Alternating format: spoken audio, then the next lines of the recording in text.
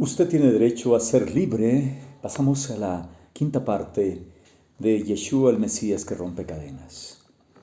La señora Lidia era una mujer madura que había sufrido durante toda su vida.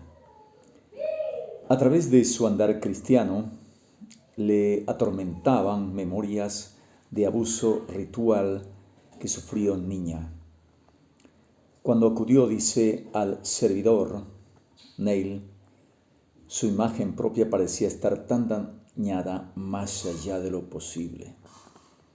Relatando su historia, ella mostraba pocas emociones, pero sus palabras reflejaban la desesperación total.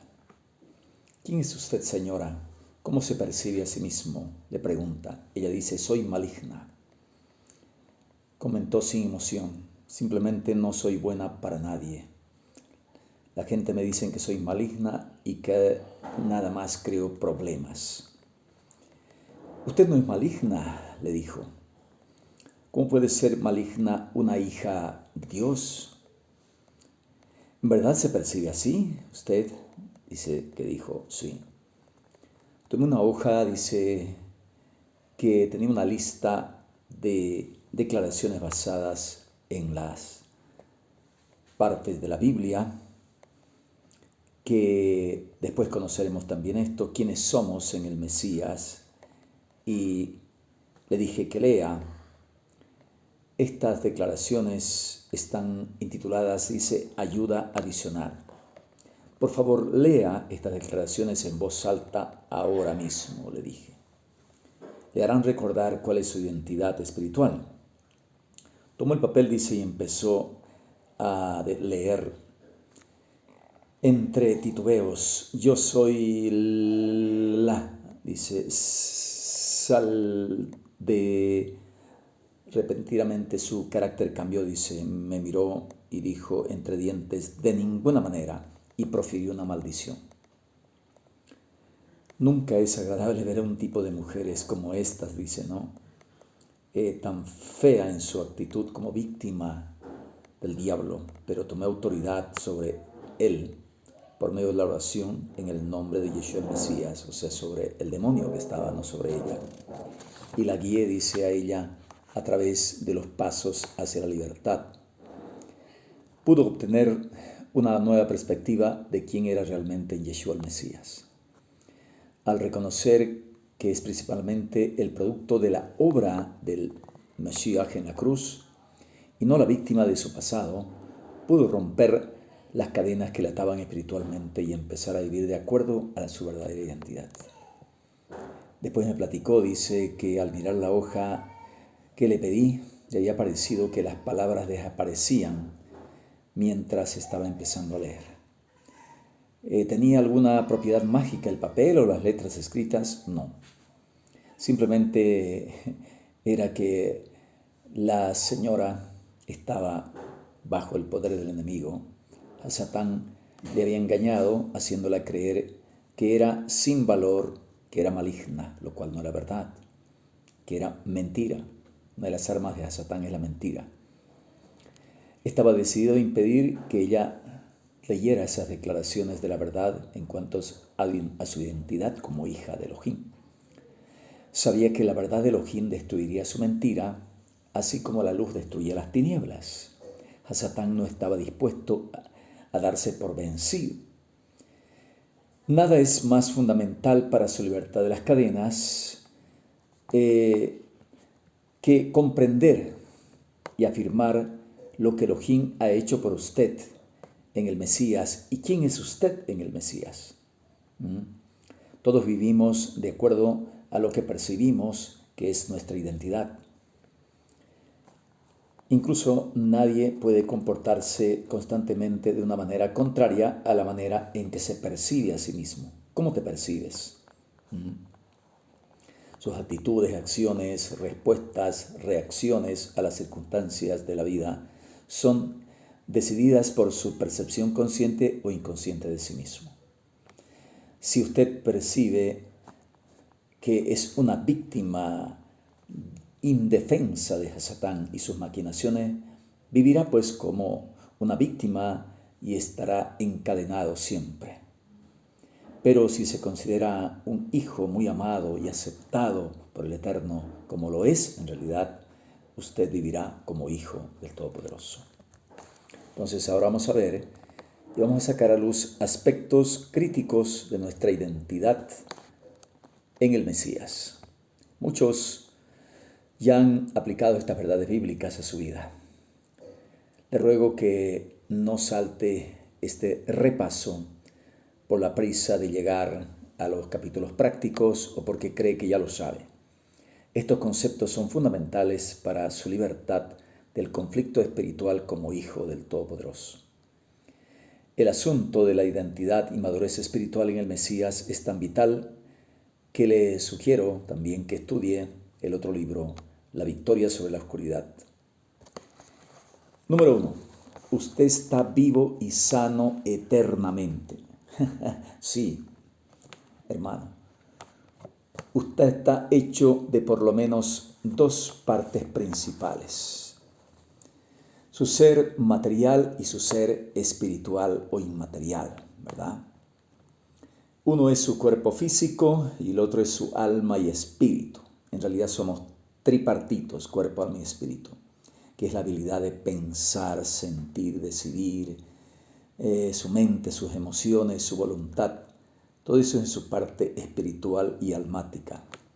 La habilidad de relacionarse con el Eterno es su tercera parte también. Lo que nos diferencia de los animales, ¿qué es? El alma. Sí. Según su cuerpo está unido a su alma y a su espíritu y por eso es que está físicamente vivo. Como creyente, su alma y espíritu está en unión con el Eterno como resultado de su conversión y por eso está espiritualmente vivo una vez se convirtió. Cuando el Eterno creó a Adán y Java, estaban totalmente vivos física y espiritualmente, pero por el pecado, entonces resultó su vida en muerte espiritual.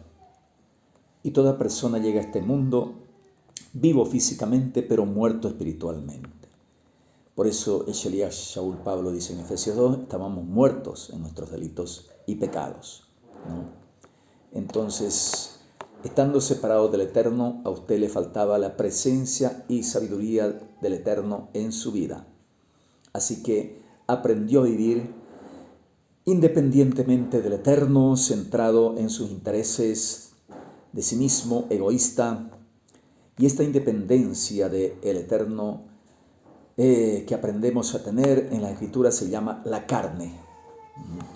Cuando usted nació de nuevo, su alma espíritu fue unido con Elohim y llegó a estar espiritualmente vivo. Tan vivo como lo había estado Adán en el jardín antes de pecar. Tal como declara ya también la epístola a los Efesios. Ahora usted está en el Mesías y el Mesías está en usted, puesto que el Mesías que mora en usted es eterno, la vida espiritual que ha recibido de él también es eterna. No tiene que esperar hasta la muerte para recibir la vida eterna. Más bien la posee ahora mismo. Y en contraste a lo que Satán quiere que crea, él no puede quitarle la vida eterna porque él no puede quitarle al Mesías, quien ha prometido nunca dejarnos. Hebreos 13:5. Entonces, número 2 ahora. Usted ha sido transformado de pecador a santo. Ya, muchos dudan de eso, ¿no? ¿Cómo es así? ¿Alguna vez ha escuchado usted a un creyente que se refiere a sí mismo como soy un pecador salvo por gracia? Hasta ha usado usted estas palabras para referirse a sí mismo. Hay hasta cantos que se hacen, ¿Ha usado usted esto? Si usted se percibe como un pecador, pecará. ¿Qué otra cosa se espera de un pecador? Su vida mesiánica será mediocre o aún peor y habrá poco que le distinga del incrédulo, del inconverso, causándole sentimientos de derrota. Satán se aprovechará de esa oportunidad y le llenará de culpabilidad y le convencerá de que está destinado a una existencia de altas y bajas. Como un creyente derrotado, usted confesará su pecado, se esforzará por hacer las cosas de lo mejor, pero internamente usted reconocerá que es solo un pecador salvo por gracia que está aguantando hasta el rapto. El rapto secreto no existe, existe el arrebatamiento después de la tribulación. ¿Es eso lo que usted es en realidad? De ninguna manera, no es así, hermano. Usted fue un pecador, ya. En la palabra no se refiere a los creyentes como pecadores, ni siquiera como pecadores salvos por gracia. Se les llama santos, ¿sí?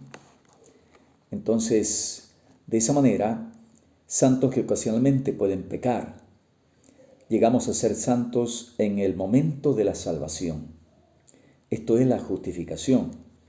Y vivimos como santos en nuestra experiencia diaria de seguir creyendo lo que el Señor ha hecho y al seguir afirmando quiénes somos en realidad en el Mesías, esto es santificación.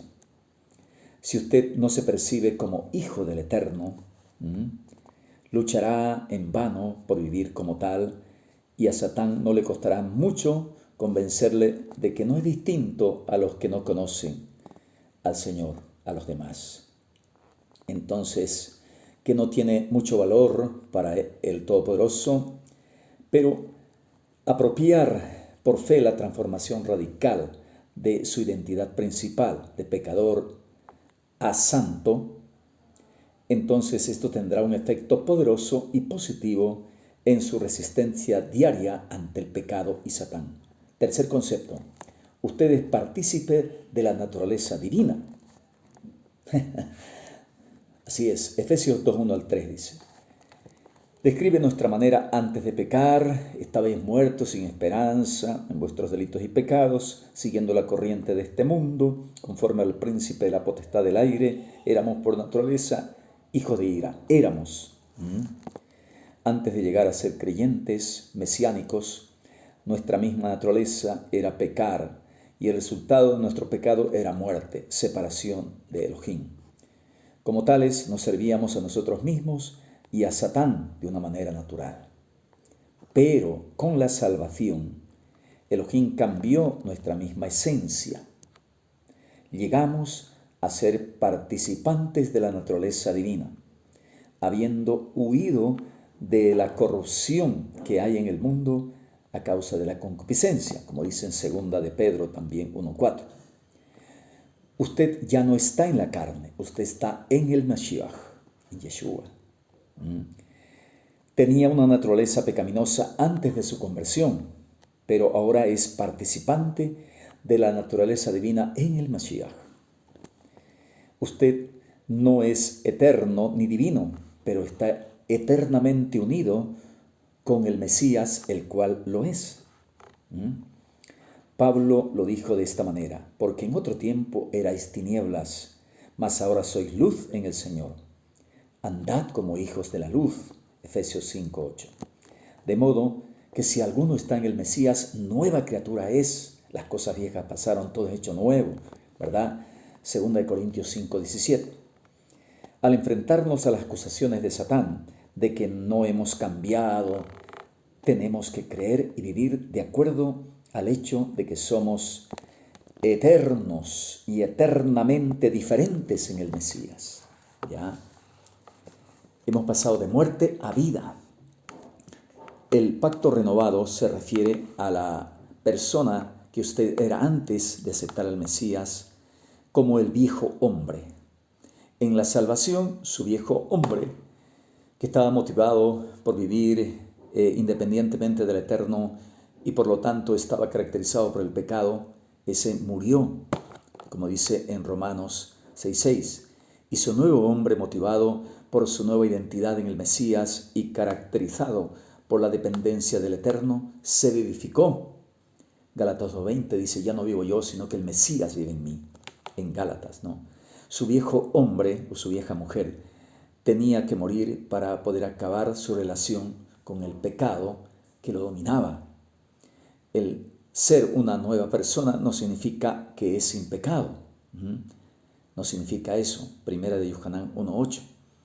Pero como su viejo hombre ha sido crucificado y enterrado con el Mesías, ya no necesita pecar, ya no puede pecar, ya no peca, dice 1 Juan 2:1. Usted peca cuando decide actuar de manera independiente de Elohim. Número 4. Usted puede tener victoria sobre la carne y el pecado. Su muerte al pecado terminó su relación con el pecado. No más. Adiós. Entonces ya no es su amo y su dueño, pero no terminó con la existencia del pecado. El pecado sigue. El pecado sigue estando vivo, fuerte y seductor, pero su poder y autoridad ha sido quebrantado, como dice Romanos 8:2. Además, su carne, la parte de usted que fue entrenada para vivir independientemente del Eterno antes de que conociera al Mesías, tampoco murió. Su carne sigue. Sigue teniendo memorias, costumbres, reacciones condicionadas y patrones de pensamientos arraigados en su mente que le impulsan a enfocar sus propios intereses. Usted ya no está en la carne como lo estaba el viejo hombre, pues ahora está en el Mesías. Pero aún puede decidir caminar según la carne, como dice en Romanos 8, 12, 13, al cumplir con las viejas tentaciones de servirse a sí mismo en lugar de servir al Eterno. ¿Ya? Es responsabilidad de usted crucificar la carne, Romanos 8:13, de manera diaria, al aprender a caminar según el Espíritu, Gálatas 5:16, y cambiar sus viejos pensamientos, permitiendo que su mente sea renovada, Romanos 12:2. Aunque usted está muerto al pecado, la fuerte atracción del pecado le puede hacer luchar con la sensación de que está más vivo al pecado que al Mesías. Pero en Romanos 6, 1 al 11 nos enseña que lo que es verdad en cuanto al Señor Yeshua es verdad en cuanto a nosotros, referente a nuestra relación con el pecado. Elohim el Padre permitió que su Hijo, nuestro Señor, fuera hecho pecado, o sea, que estableciera una relación con el pecado, para que todos los pecados del mundo, pasados, presentes y futuros, cayeran sobre Él. 2 Corintios 5:21. Cuando Él murió en la cruz, nuestros pecados estaban sobre Él. Pero cuando Él resucitó de la muerte, de la tumba, ya no había pecado en Él. Es importante, no había pecado en Él. Cuando subió al Padre, no había pecado en Él. Y hoy, al estar sentado a la diestra del Padre, no hay pecado en Él. Puesto que estamos sentados con Él en lugares celestiales, nosotros también hemos muerto al pecado. ¿Cómo le parece? ¿Ya? Cuando encontramos una promesa en la Biblia, la reclamamos. Cuando leemos un mandamiento, lo obedecemos. Pero cuando leemos una verdad, ¿qué hacemos? La creemos. Aleluya. Los versos en Romanos 6, 1 al 11 no son mandamientos que debemos obedecer, son verdades que debemos creer. ¿Ya? El Mesías ya murió al pecado y puesto que usted está en él, usted también ya ha muerto al pecado. No puede morir al pecado porque ya está muerto. Solo puede creer esta verdad. ¿Ya? He conocido a muchos creyentes que siguen tratando de morir al pecado. Como resultado, sus vidas son miserables e infructuosas porque están luchando para lograr algo que ya se hizo. Note el tiempo pasado en Romanos 6, 1 al 11. Dice, los que hemos muerto al pecado, ya en pasado. Todos los que hemos sido bautizados, ya fuimos bautizados en el Mesías. Los que hemos sido bautizados en el Mesías Yeshua, hemos sido bautizados juntamente con Él. Todo eso es pasado. Fuimos bautizados juntamente con Él para que el cuerpo del pecado sea destruido a fin de que no sirvamos más al pecado. Verso 6. Porque el que ha muerto, pasado, ha sido justificado del pecado, pasado. Ya fuimos justificados. ¿Sí? Verso 6. Porque el que ha muerto ha sido justificado. Verso 7. Ya. ha sido justificado del pecado, puesto que estos versos están en el tiempo pasado, indicando lo que ya es verdad en cuanto a nosotros, solo nos resta ¿qué? Creerlos. Qué maravilla, ¿no? El verso 11 lo resume, lo que debemos creer en cuanto a nuestra relación con el pecado a causa de nuestra posición en el Mesías. Así también nosotros, dice, así también vosotros consideraos muertos al pecado, pero vivos para Elohim en el Mesías Yeshua, nuestro Señor. Qué bonito, qué hermoso, ¿verdad? No importa si usted siente que está muerto al pecado o no. Usted debe considerarse que es así, está muerto, porque así es.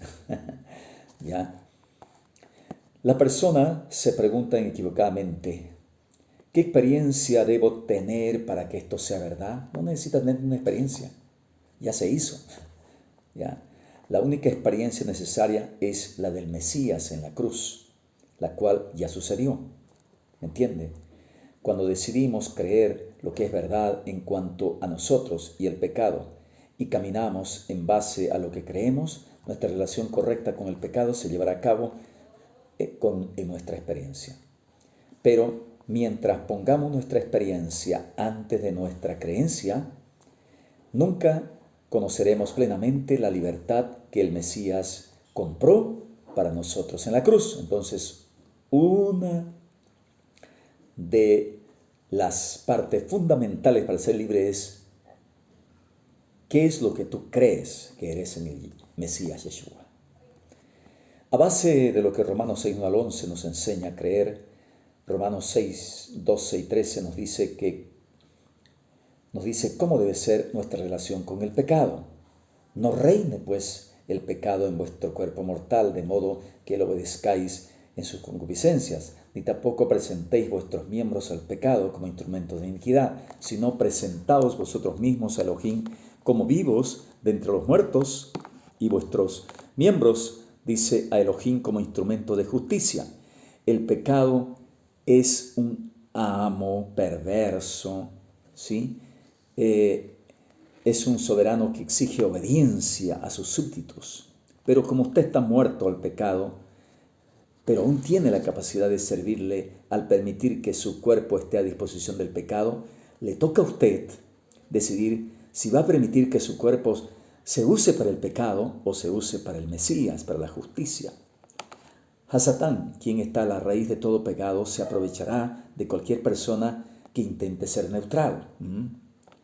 Como ilustración, supongamos que el pastor le pidiera a usted, el rabino le pidiera prestado su auto para entregar despensa a familias necesitadas.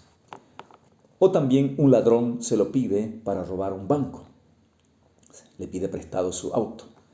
El auto es suyo, se lo puede prestar a uno de los dos, sea para bien o para mal. ¿A cuál se lo prestaría? Su cuerpo también es suyo, para usar en el servicio del Eterno o al servicio de Satán. ¿Se da cuenta? Satán, pero la decisión es suya. Es por eso que Shaul Pablo escribió con tanta insistencia, así que hermanos, os ruego por las misericordias de Elohim, dice, que presentéis vuestros cuerpos en sacrificio vivo, santo, agradable a Elohim, que es vuestro culto racional. Romanos 12:1. A causa de la victoria del Mesías sobre el pecado, usted está completamente libre de decidir no obedecer más al pecado como su amo y dueño.